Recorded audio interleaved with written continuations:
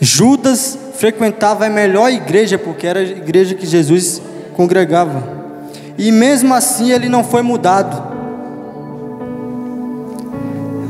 Irmão, não adianta você andar com um bom pastor, não adianta você andar com um bom cantor, você ser bom cantor, se você não abrir o seu coração para aquilo que Deus está falando, você vai entrar e vai sair da mesma maneira.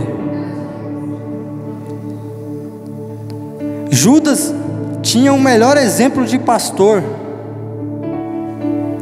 e mesmo assim Lucas vai dizer, ele deu brecha, e Satanás entrou em Judas. Satanás não precisa de muita coisa para agir não, irmão. Ele só precisa de uma raivinha do irmão que você tem, e ele faz o resto. Ele só precisa ouvir você falando uma vez, o resto é com ele.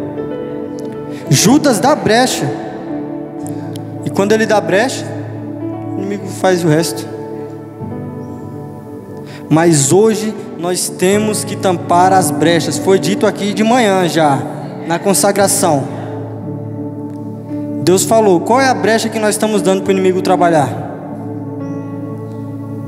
Porque tem muita coisa que a gente faz e acha, não, ninguém ouviu, não vai machucar ninguém. Irmão, tem coisa que se você sabe que não vai ajudar o próximo, é melhor você ficar calado. Se não vai beneficiar o irmão em nada, para que eu vou falar? Se só vai diminuir ainda, é melhor ficar calado.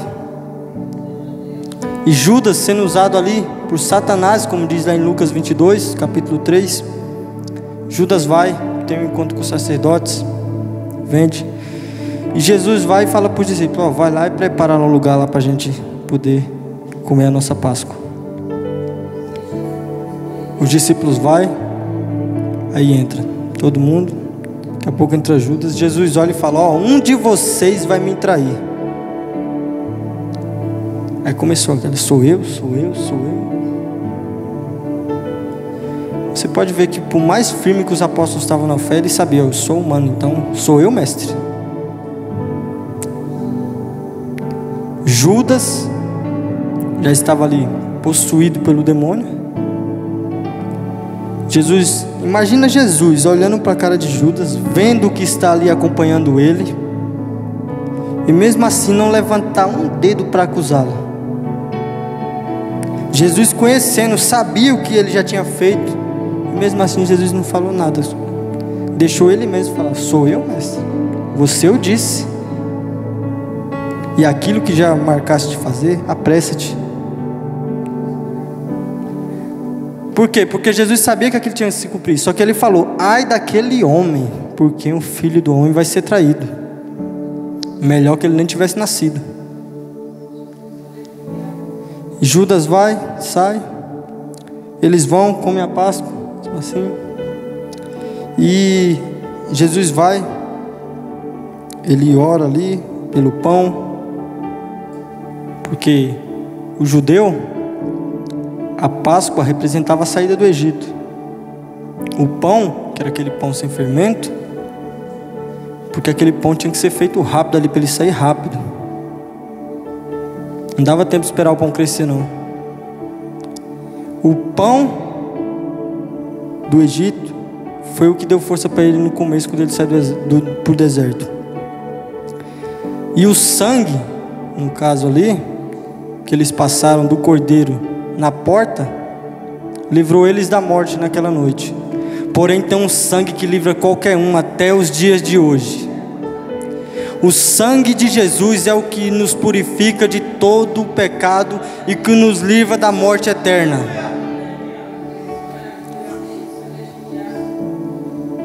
Jesus vai, ceia, e ele vai para o Getsemane. E ele já tinha falado, Pedro, tu vai me negar 3 vezes ainda essa noite. Porque Pedro é aquele crente que fala, eu não caio não, eu não erro não. O irmão erra porque ele não ora muito. O irmão erra porque ele não lê Bíblia muito. Irmão, que eu tenho que ler, que eu tenho que orar, isso é um fato. Mas eu não posso estar fraco e o irmão querer que eu esteja igual um sacerdote aqui. de dia e de noite. Tem dia que a gente acorda, irmão, não dá vontade nem de orar, a verdade é essa. Só que eu lembro do que Jesus fez naquela cruz e eu falo, não, eu tenho que tirar pelo menos 2 minutos para orar aqui antes de eu sair de casa. Mas é o meu querer? Não é, irmão. Jesus vai para o Getsemane, já falou para Pedro, Pedro, tu vai me negar 3 vezes. Mesmo assim, ele vai, deixa os discípulos e leva só Pedro, Tiago e João. Jesus vai, ele toma a frente, começa a orar. Ele ora, Pai, se for possível, afasta de mim este cálice. Mas que cálice é esse? Jesus sabia que Pedro ia negar ele 3 vezes. Jesus sabia que ele ia para a cruz. Ele sabia que ele ia ser humilhado, desprezado. E muitas das vezes eu pensei que esse era o cálice. Mas quando eu comecei a ler a Bíblia, quando eu comecei a entender um pouco tudo o que tinha por trás daquela crucificação, que é o que nos dá vida até hoje, Jesus, desde o momento que ele pisou na terra, como um homem, ele tinha Deus do lado dele. Ele nunca ficou sem sentir a presença de Deus. Só que naquele momento, ele ia sentir a ira de Deus, que quem deveria sentir somos nós. Jesus fala, Pai, se for possível, afasta de mim, Deus, mas não seja feita a minha vontade, seja feita a sua vontade. Porque é fácil colocar na mão de Deus, mas tem hora que dá vontade de resolver com a própria mão, pastor. Ah, Deus, está demorando muito. Nós não aprendemos a esperar o tempo de Deus. Abraão tinha 75 anos, Deus prometeu e ele falou, eu estou com 75 anos já. Deus esperou mais 25 anos para ele. Porque não tem como você falar que você com 100 anos você faz mais alguma coisa, não. É Deus. José esperou lá no Egito também, mas José tinha um caráter incorruptível. Só que a espera ali não era para tratar José, era para tratar os irmãos dele. Deus estava tratando os irmãos dele ali. Jesus, sabendo o que tinha que acontecer, ele ora, aí ele volta, vai olhar para os discípulos, olha todo mundo dormindo, não consegue vigiar 1 hora. E ele fala, o espírito até quer, mas a carne é fraca. É por isso que nós temos que alimentar o espírito mais do que a carne. Porque se for pela carne, você não vinha nem tomar ceia hoje. Pela vontade da carne, quem ia sair de casa? Mas o Espírito Santo, ele deseja estar aqui neste lugar. Ele deseja estar em comunhão com os irmãos. O Espírito que habita em mim, ele deseja que eu esteja aqui nesse lugar. Não é o meu querer, mas sim o querer de Deus.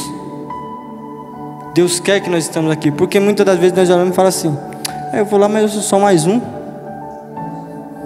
Mas tem pessoas que olham para você, que se inspiram em você. Aqui mesmo tem muita pessoa que eu me inspiro. Muitas. Missionário Dalci, missionário Gisele. Irmão, eu queria pregar com a Gisele, mas Deus usa ela de um jeito e me usa de outro. Não tem como eu pregar igual a missionária Edna. É dela. Até porque Deus não é álbum de figurinha repetida que ele vai pegar tudo igual. Ele usa cada um conforme a vontade dele, irmão. Todo mundo dormindo lá. Jesus olha e volta a orar. Orar. Mas ele estava tão abatido que começou a suar sangue. Irmão, o que Jesus estava sentindo naquele momento ali, não tem como nenhum de nós explicar. Ele volta, o discípulo está dormindo de novo. Depois ele fala, não, basta. Chega. É esta hora que o Filho do Homem está sendo traído. E Judas vem. Judas chega. Ele falou para o soldado, aquele que eu beijar é ele. Por quê? Estava à noite, irmão. Não tinha como ele saber, não dava para ele ver, não tinha luz igual nós temos hoje em dia. Era escuro, escuro. Então Judas chegou, aquele que eu chegar e beijar o rosto dele vai ser aquele ali, ó. E ele já chega, pastor, ele chega, mestre, e beija o rosto dele. Ele já não via mais Jesus como Salvador, ele só via Jesus como um professor ali. Porque Satanás faz isso. Ele faz você esquecer até aquele que entregou a vida por você naquela cruz. Satanás, ele não vem, ele não quer falar que Jesus não fez aquilo, ele só fala que aquilo não tem nada a ver com você. Ele tenta mudar aquilo que Deus escreveu. Ele acrescenta, ele copia, ele faz igual. Mas não adianta eu escrever uma Bíblia e colocar o nome dela King James, sendo que eu escrevi. Não vai ser a King James, vai ser uma Bíblia que eu escrevi. E hoje nós vivemos numa geração que é triste, irmãos. Uma geração que não se adapta mais ao mandamento de Deus, mas quer que Deus se adapte às suas vontades. Uma geração que não quer saber de intimidade com Deus. Ela acha que ela vem aqui, orou, louvou. Se você não dá oportunidade para louvar, já era, eu não venho mais para a igreja. Se não deixar eu tocar, eu não venho mais. Se eu não cantar, o fogo não desce. Que geração é essa, irmão? Uma geração que acha bonito contar a história de José, mas adora viver igual Sansão. É essa geração que a gente vive. Tudo, nada tá bom para ela. Ah, pastor, mas essa mesa aí eu preferia ela preta. Eu podia tirar o piso aqui, colocar, tira todo mundo, vai lá para baixo, põe os músicos aqui em cima. A igreja virou show, é isso a verdade. Você não sabe quanto que é um culto, quanto que é uma balada. O que aquilo ali vai mudar na vida de alguém? Fala, onde que está Cristo nisso aí? E eu sei que é duro, irmão, mas eu tenho que falar por quê? Porque a gente vê tanta coisa, infelizmente, a internet devia ser usada para tanta coisa boa, mas ela é usada para tanta coisa ruim que você desanima. Você vê que a igreja virou comércio, o pastor não se importa mais com a ovelha, ele se importa com a lã, a verdade é essa.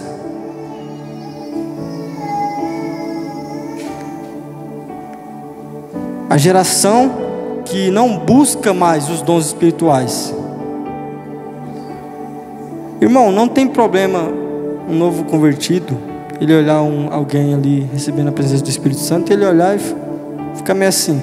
O problema é crente, velho, de casa, ele olha e fala, está na carne. O irmão está ali orando, buscando em comunhão com Deus, ele começou a levantar a mão, dá 2 pulinhos, está na carne, aquilo ali está na carne. Ninguém está fazendo isso, porque agora a moda é, se a Gisele fizer, eu faço também aqui, ó. Aí pega um ali, pega outro aqui, aí vai. Irmão, quem não busca não vai receber mesmo a presença não, irmão. Se você não busca, você não vai receber. Mas Jesus vai, é preso, os irmãos conhecem a história, é levado até a casa do sumo sacerdote, Caifás, o que já é um erro, porque todo julgamento devia ser no sinédrio. Ele fez tudo por debaixo dos panos, e lá eles conversam, lá ele levanta falsa acusação contra Jesus, e Jesus é condenado. Pilatos lava as suas mãos. Eu vou adiantar um pouquinho, mas na parte da crucificação, irmão, eu fiquei estudando ali e li nos 4 evangelhos a parte da crucificação.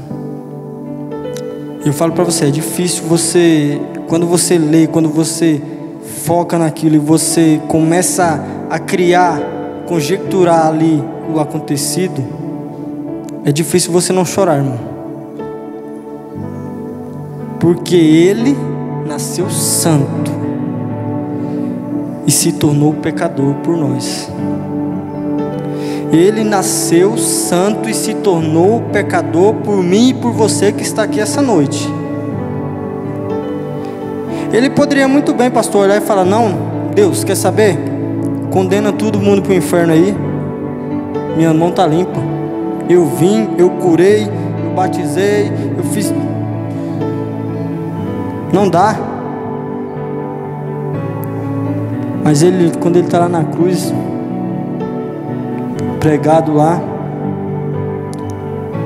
ele olha lá, cadê os discípulos dele? Só tem João lá no pé da cruz e Maria. Porque nem todo mundo que começa com você vai até o final, irmão. Nem todo mundo que começa, que está junto com você, ele vai até o fim. Jesus, sabendo disso, quando ele fala para Pedro: Pedro, tu me negarás 3 vezes. Pedro vai, baixa a cabeça, porque ele sabia que se Jesus está falando, vai acontecer mesmo. Só que Jesus fala para ele: ó, mas quando tu te converteres, dá força aos teus irmãos. Porque ele sabia que Pedro ia errar. E ele não estava julgando o Pedro ali. Só que ele estava falando: você bate muito no peito e se confia em si mesmo. Você vai me negar 3 vezes. Satanás, ó, ele está pedindo aqui, ó, para passar vocês na peneira, como um trigo, moer vocês no trigo, na peneira. Mas eu orei ao Pai.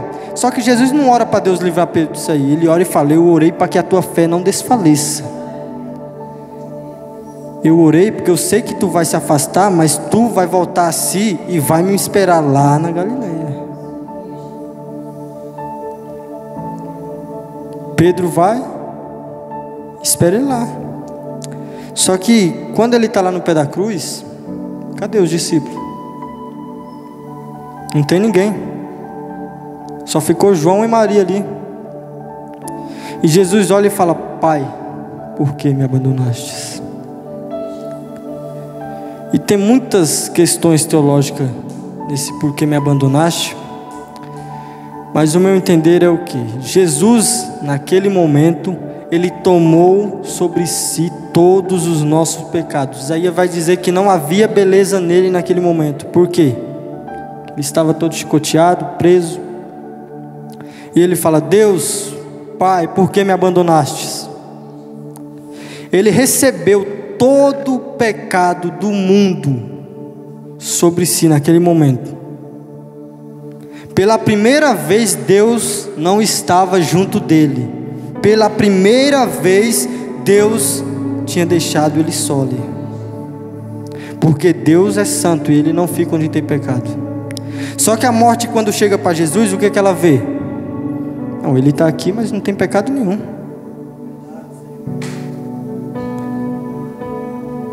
E o salário do pecado é o quê? É a morte. Se você não tem pecado, o que você está fazendo aqui? Eu acho que a morte ficou se questionando por uns 3 dias, mas no 3º dia, ele ressuscitou. Irmão, Jesus se entregou por mim e por você ali. Ele não precisava, e ele não merecia, mas o castigo que nos traz a paz estava sobre ele, e pelas suas pisaduras fomos sarados. Porque se ele não fizesse aquilo, eu e você ainda estaríamos condenados com o mundo. O sacrifício que Deus exigia tinha que ser santo, perfeito e agradável. O nosso sacrifício hoje é santo, perfeito e agradável porque ele se entregou naquela cruz. Deus não aceitava sacrifício humano. Deus nunca aceitou sacrifício humano. Quando Abraão vai lá apresentar Isaac, ele está testando Abraão. Ele não está pedindo Isaac de verdade. Ele está testando Abraão para ver onde que está o coração dele. Só que ele não aceitaria Isaac, por quê? Ele nasceu de Adão, então ele também é pecador. Jesus olhou e falou: não, pai, o sacrifício tem que ser santo, tem que ser perfeito e agradável, então vai eu. Porque a expiação naquela época, o sacerdote pegava um bode, cortava, seu pescoço e derramava o sangue sobre o holocausto. Colocava em outro bode os seus pecados e o soltava no deserto. Só que tem um problema, o bode sempre volta.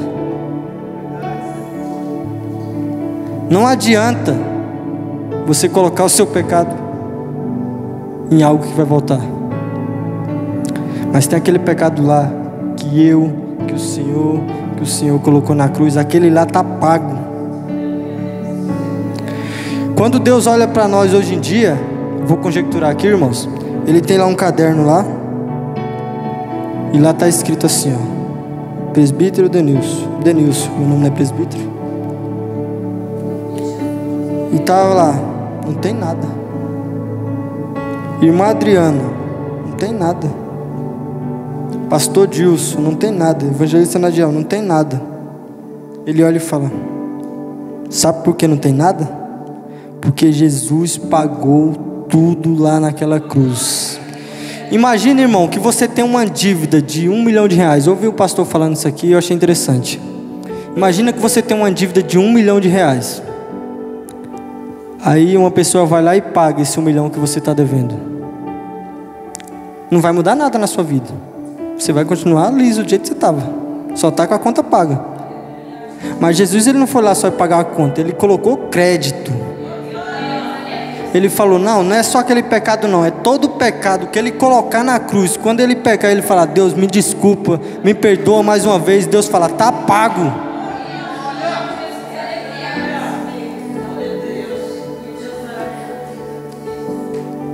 Jesus não quer saber, irmão, o que você fez. Ele quer saber o que você vai fazer de agora em diante. Ele não quer saber o que você era.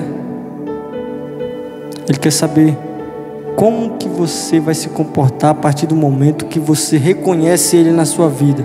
Porque a partir do momento que você reconhece Jesus Cristo como seu Salvador, você passa a ser um representante do nome de Cristo. E quando você falha, as pessoas vão te julgar, mas vão falar, olha lá, não é cristão? É o nome de Cristo que vai falar.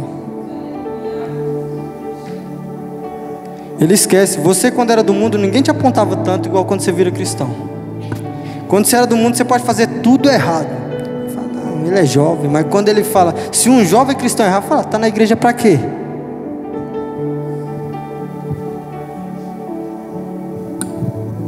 Ser cristão não é fácil não, irmão.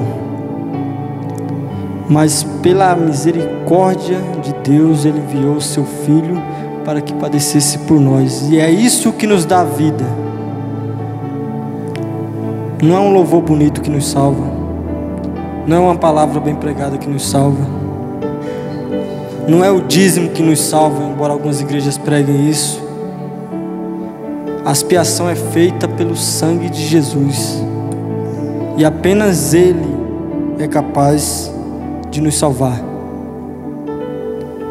Qualquer um que desvie a salvação de Cristo e acrescente outras coisas, é um herege. Nós vimos muitos pastores conhecidos acrescentar dízimo à salvação. Alguns acrescentam o sábado à salvação. Mas Jesus falou, eu sou o Senhor do sábado. Eu sou o dono do ouro e da prata. Salvação vem pelo sangue de Cristo naquela cruz.